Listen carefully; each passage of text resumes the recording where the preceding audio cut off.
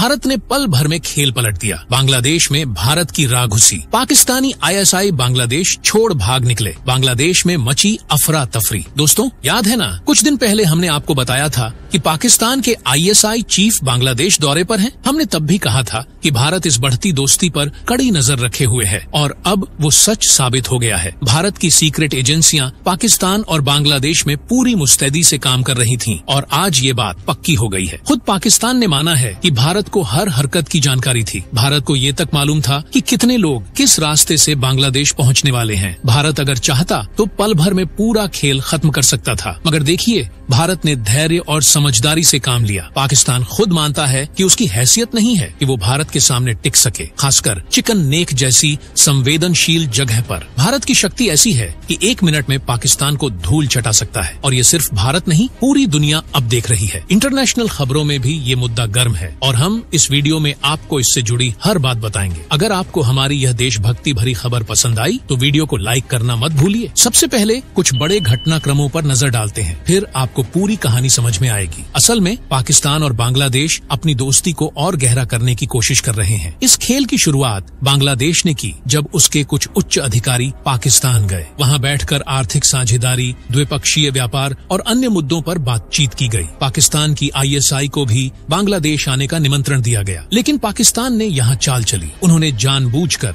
भारत के chicken neck के पास वाले संवेदनशील इलाके का दौरा किया, जहाँ भारत की नजरें हमेशा सतर्क रहती हैं। लेकिन ध्यान देने वाली बात यह है कि पाकिस्तान और बांग्लादेश के बीच हो रही ये गुप्त बैठकें भारत की सीक्रेट एजेंसियों के हाथ में पहले से ही थीं। पाकिस्तान को यह बात स्वीकार करनी पड़ी क्योंकि उनके पूर्व उच्चायुक्त अब्दुल, जो भारत में भी सेवा दे चुके हैं, ने खुद माना कि भारत को सब पता है। भारत की सीक्रेट एजेंसियों ने हर छोटी बड़ी जानकारी पहले ही हासिल कर ली थी। जैसे ही बांग्लादेश में पाकिस्तान के साथ मीटिंग की योजना बनाई गई, भारत को तुरंत जानकारी मिल गई। कौन कब कहां से निकलेगा, कौन कब बांग्लादेश पहुंचेगा, भारत को हर मिनट की खबर थी। जैसे ही पाकिस्तान में मीटिंग हुई, भारत को हर जानकारी मिली और जब मीडिया में यह खबर फैली कि पाकिस्तान से कुछ लोग बांग्लादेश विजिट करने जा रहे हैं, तब तक भारत सब जान चुका था। भारत का जासूसी तंत्र इतना शक्तिशाली है कि दुश्मनों की हर चाल नाकाम हो जाती है। भारत की ताकत का अंदाजा इसी बात से लगाया जा सकता है कि जब पाकिस्तान का ISI चीफ बांग्लादेश आने वाला था, भारत को उसकी हर जानकारी पहले ही मिल चुकी थी। किस फ्लाइट से आएंगे, फ्लाइट कितने बजे लैंड करेगी, वो कितनी देर एयरपोर्ट पर रहेंगे, किस रास्ते से जाएंगे और यहाँ तक कि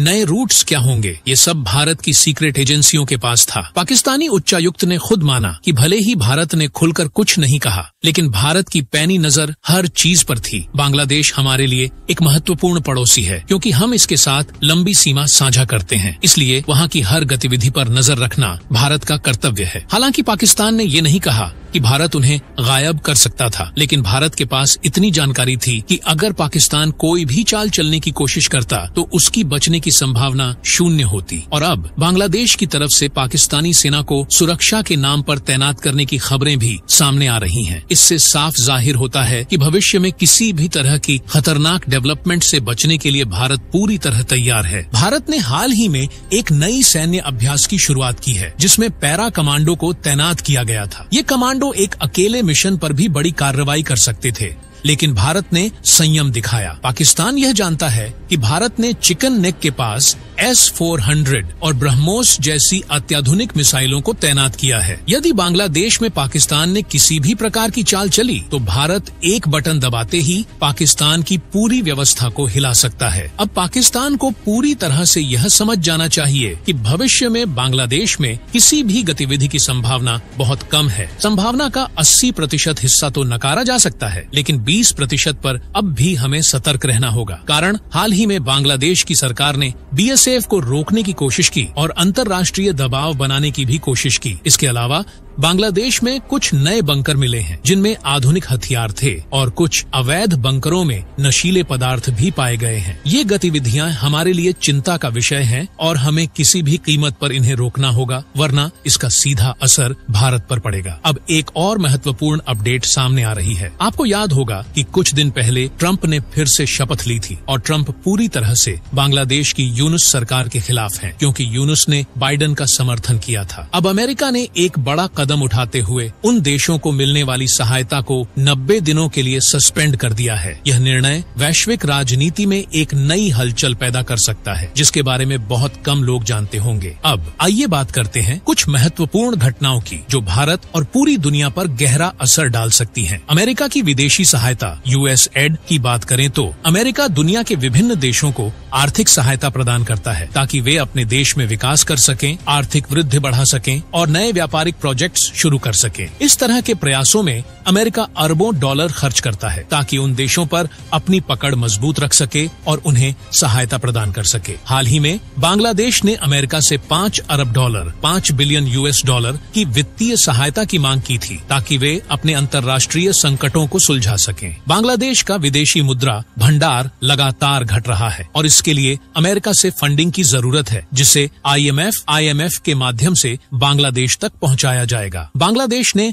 अमेरिका से कई बार मदद मांगी है, खासकर रोहिंग्या संकट और आर्थिक चुनौतियों को झेलने के लिए, लेकिन जैसा हमने पहले बताया था, अमेरिका ने फिलहाल अपने सहायता प्रोजेक्ट्स को 90 दिनों के लिए स्थगित कर दिया है। अब जब ये फाइलें ट्रंप के पास जाएंगी तो बेशक मोहम्मद यूनुस का नाम सामने आएगा। ट्रंप जानते हैं कि बाइडेन के साथ रहते हुए यूनुस ने उनके खिलाफ तीखी टिप्पणियां की थीं और इसका प्रभाव अब बांग्लादेश को आने वाले समय में झेलना पड़ेगा। लेकिन क्या ये अमेरिका का फैसला चीन और रूस जैसे देशों का समर्थन करने वाला है? सोचिए, अगर किसी देश को आर्थिक मदद की जरूरत है और अमेरिका उस मदद को नहीं देता तो निश्चित रूप से वह देश किसी ऐसे देश से सहायता ले सकता है जिसके पास पैसा है। इसका मतलब ये है कि चीन और रूस जैसे देशों को इस मौके का फायदा उठाने का अवसर मिल सकता है। चीन का एक बहुत बड़ा उदाहरण हमें श्रीलंका, अफ्रीका के देशों, मालदीव और यहाँ तक कि बांग्लादेश और म्यांमार में भी देखने को मिलता है, जहाँ चीन ने भारी धनराशि देकर अपने काम निकलवाए। पाकिस्तान भी इसका एक प्रमुख उदाहरण है, जहाँ चीन ने कई महत्वपूर्ण हाईवे और प्रोजेक्ट्स पास किए हैं और पाकिस्तान चीन की कई नीतियों को अपनाने के लिए मजबूर हो गया है जिन्हें वह खुद रोक नहीं सकता। अब यदि अमेरिका से बांग्लादेश को मिलने वाली आर्थिक सहायता नहीं पहुंची